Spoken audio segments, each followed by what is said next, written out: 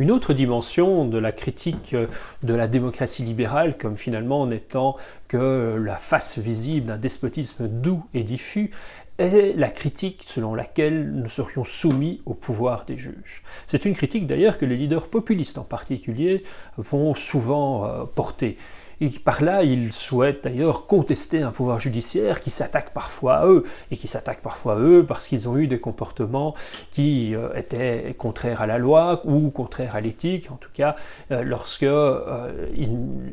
un pouvoir judiciaire met en avant, met en évidence des comportements non conformes aux règles constitutionnelles ou aux règles législatives de la part de certains de ces leaders extrêmement populaires. Mais justement, ceux-ci vont présenter cela comme étant un match entre un pouvoir des juges qui serait finalement sans validité démocratique, puisque ce ne sont que des experts, des techniciens qui vont faire imposer le respect de lois qui sont dépassées ou de lois qui ne trouvent même pas leur source dans la volonté nationale, mais qui viendraient par exemple de l'Europe ou de traités internationaux. Mais ils opposent donc à cette expertise non démocratique, non représentative des juges, leur légitimité à eux, qu'ils trouvent dans leur popularité, qu'ils trouvent dans le fait qu'ils incarnent une forme de volonté populaire, qu'ils incarnent l'expression de ce que souhaite réellement le peuple. Et dès lors, ils sont l'incarnation de la démocratie, ils sont l'incarnation de la volonté populaire face à ces juges qui, quelque part, viendraient donc confisquer la volonté du peuple et imposer des règles, imposer un appareil qui est vu comme étant au service d'une élite, au service d'un pouvoir en place ou du pouvoir en place hier que ces leaders populistes entendaient challenger. Alors, au-delà de l'instrumentalisation de cette critique du pouvoir des juges que peuvent en faire certains leaders populistes, essayons de comprendre le point quand même qui est sous-jacent à cette critique républicaine. C'est vrai que dans le cadre de nos sociétés, et on a d'ailleurs vu à quel point c'était essentiel pour le libéralisme et comment c'était pour les auteurs libéraux une forme de barrage contre le totalitarisme, les juges, en particulier donc les cours constitutionnelles, les cours suprêmes, le Conseil d'État, ont la capacité, je l'ai déjà dit à plusieurs reprises, ont la capacité de s'opposer à la volonté démocratique telle qu'elle serait issue d'un parlement ou d'un gouvernement, lorsque les lois, les arrêtés que ce gouvernement ou ce parlement aurait pris ne seraient pas respectueux des droits fondamentaux, des principes constitutionnels ou des traités internationaux. Ce pouvoir des juges est en définitive l'incarnation du fait que l'État lui-même est soumis à sa propre finalité, est soumis au fait qu'il est là pour garantir le respect des libertés individuelles et que ce respect des libertés individuelles s'impose à lui aussi. C'est donc tout le jeu, ce que j'ai déjà évoqué, entre cette tension entre respect des libertés fondamentales et souveraineté populaire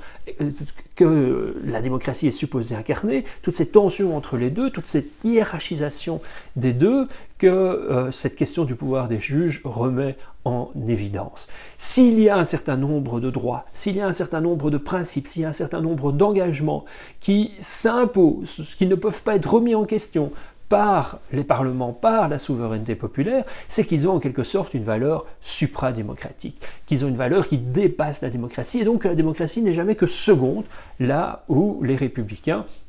trouve que ce serait à la volonté populaire d'être première. Donc on retrouve tout ce débat qu'évoquait déjà sur finalement qu'est-ce qui est premier, est-ce que les droits fondamentaux dont incarnent les droits politiques et que c'est en vertu de l'exigence de ces droits politiques que de manière seconde on peut déduire l'importance des institutions démocratiques et le fonctionnement des démocraties libérales, ou bien est-ce que ce qui est premier, c'est la souveraineté populaire et les droits fondamentaux ne sont que ce qu'une communauté politique a défini comme étant des droits fondamentaux. Alors, on pourrait peut-être quelque part dire que ce débat est théorique, parce que dans les faits, même la Déclaration des droits de l'homme, même donc la Déclaration européenne, donc dans la déclaration française, la déclaration lors de la Révolution américaine, ou maintenant donc la déclaration européenne au lendemain de la Deuxième Guerre mondiale, celle qui est en vigueur pour nous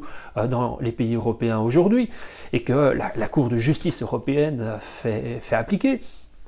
ou les traités internationaux, comme ceux que j'évoquais tout à l'heure, et donc même ceux qui imposent des contraintes budgétaires. Tout cela, ça a été pris à un moment donné par des hommes concrets. Même lorsqu'on énonce des droits fondamentaux qui ont une forme de prétention à l'universalité, qui voudraient dire ce qui est en vertu de l'essence et de la dignité humaine, bien au-delà donc de la seule volonté de d'un peuple ou de peuples ensemble qui déciderait de déclarer au niveau international un certain nombre de ces droits fondamentaux. Donc, si oui, il y a un moment historique d'énonciation de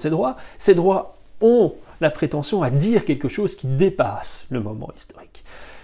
Néanmoins, ça reste des droits qui ont été incarnés, qui ont été exprimés en un moment donné, avec toujours ce doute de savoir, je vais le dire en termes kantiens, si ces sujets concrets, ces sujets empiriques qui à un moment donné ont exprimé des droits qui avaient une valeur universelle, ou auxquels ils conféraient une valeur universelle, eh bien est-ce que ces sujets empiriques sont parvenus à s'élever au point de vue du sujet transcendantal, à énoncer ce qui aurait une validité uniquement universelle, uniquement abstraite, indépendamment d'un contexte particulier? On peut évidemment en douter.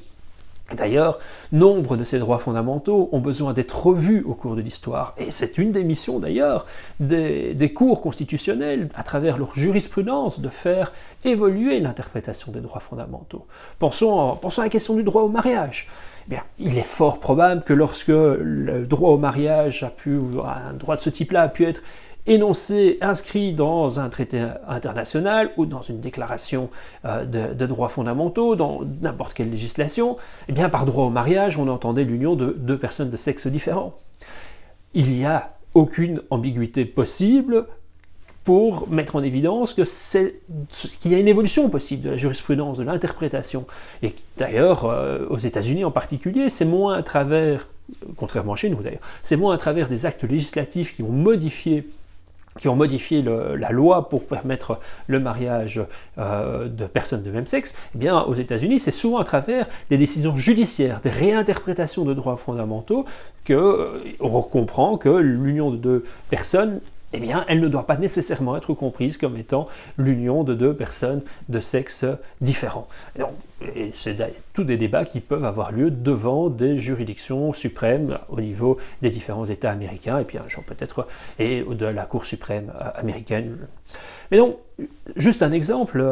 pour montrer le pouvoir de ces juges, puisqu'ils ont la capacité de non seulement garantir le respect de ces droits fondamentaux, l'imposer face à des décisions de Parlement qui seraient considérées comme non respectueux de ces droits fondamentaux, mais ils ont aussi une capacité de les réinterpréter, une capacité de les modifier. Et donc, on peut se demander finalement, si en se faisant, ils ne recréent pas du droit, ils ne recréent pas une volonté collective. Et quelle est leur légitimité? Aux États-Unis, leur légitimité vient d'ailleurs du coup des urnes. Ils sont, pour certains membres du pouvoir judiciaire sont élus, ou ils sont désignés par le pouvoir politique. La Cour suprême, c'est le président qui les désigne. Donc il y a quelque part indirectement une légitimité démocratique qui leur est conférée. Quoique, leur mandat dépasse le mandat du président. Et donc un président a la capacité de définir la composition d'une Cour suprême qui va continuer à influencer fortement l'interprétation des droits fondamentaux, bien au-delà de son mandat, bien au-delà peut-être du moment où la volonté populaire à travers les urnes de l'élection présidentielle suivante a montré la volonté d'aller dans une toute autre direction. On peut donc avoir une forme de décalage entre cette Cour suprême qui aurait une légitimité due à un président qui certes était légitime démocratiquement, mais à une toute autre époque. Tout cela pour montrer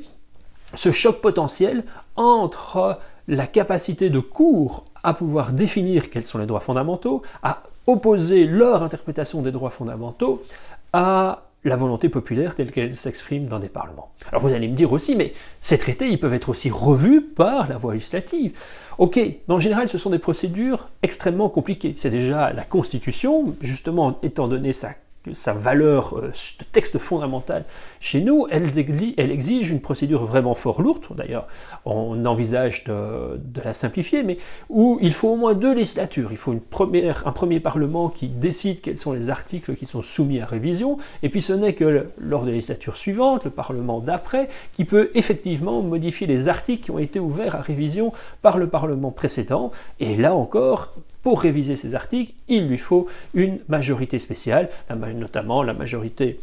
je pense, si j'ai bonne mémoire, c'est la majorité des 2/3 du Parlement, avec une majorité spécifique dans chacun des groupes linguistiques. J'ai un doute pour les groupes linguistiques, je crois que c'est pour les lois spéciales. Soit, c'est un détail par rapport aux propos. Je veux simplement mettre en évidence comment il y a des exigences fortes et donc des difficultés à réviser ces textes fondamentaux qui peuvent être vus comme étant soit légitimes, puisque ça représente le cœur de la souveraineté, le cœur de notre communauté politique, et ça ne peut pas être revu d'un tour de main, mais d'un autre côté, montrant à quel point c'est lourd, c'est difficile, à quel point la volonté collective qui peut s'exprimer en un temps donné est freinée dans son expression par ces contraintes. Mais, tant qu'on parle de la Constitution, c'est encore une chose, mais les traités internationaux, pour être modifiés, il faut qu'il y ait les mêmes signataires, ou en tout cas une grande partie d'entre eux. C'est extrêmement difficile de décider unilatéralement de sortir de traités internationaux. Et donc, il faut que la volonté d'un peuple est contrainte par la volonté d'autres peuples. Sans la création d'une communauté politique mondiale, en quelque sorte,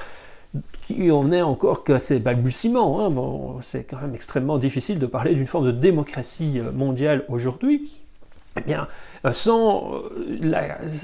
comment voulez-vous revoir réellement ces traités internationaux? C'est extrêmement difficile de les contester, de les revoir, ou vous vous exposez à être mis au banc du Collège des Nations et que vos obligations internationales ne seraient non respectées. Alors, si on le décide tous collectivement, par exemple la contrainte des 3% au niveau européen, eh bien, de fait, les États-nations européens sont affranchis les uns après les autres, et dès lors que les États qui pesaient le plus ont décidé de ne pas imposer particulièrement le respect, Allemagne exceptée, parce que la plupart d'entre eux avaient d'ailleurs du mal à respecter eux-mêmes ces 3%, donc, dès lors qu'ils ont décidé de s'en affranchir, la contrainte ne pèse plus, et en particulier dans cette situation de crise, on a décidé de ne plus tenir compte de cette contrainte pour l'instant. Mais est-ce qu'il est normal qu'un pays, qu'une communauté politique, peut-être de moindre importance, soit soumise, soit subordonnée finalement à la décision de pays plus grands, qui eux peuvent, grâce à leur taille, grâce à leur poids politique au niveau international, peuvent décider de s'en affranchir, tandis que le pays plus petit, lui, s'il ne respecte pas, pensez à la Grèce par exemple, s'il ne respecte pas ses obligations internationales, eh bien l'Europe va envoyer des fonctionnaires, des experts, des technocrates, remettre de l'ordre dans les affaires de la communauté internationale. Le point est difficile parce que fatalement, d'un autre côté, les pays profitent des avantages de l'Europe et donc il y a des obligations réciproques qui en découlent. Mais quoi qu'il en soit,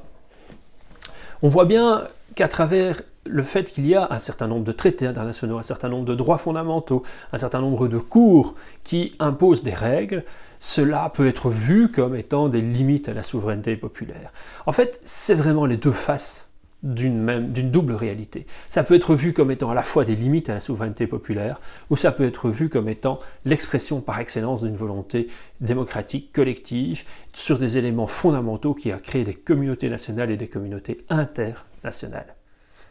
Et donc, leur protection particulière s'explique par cette nature fondamentale. Mais donc, on voit bien cette tension qui existe entre souveraineté populaire et respect des droits, qui est une des autres expressions de cette tension entre libéralisme et républicanisme.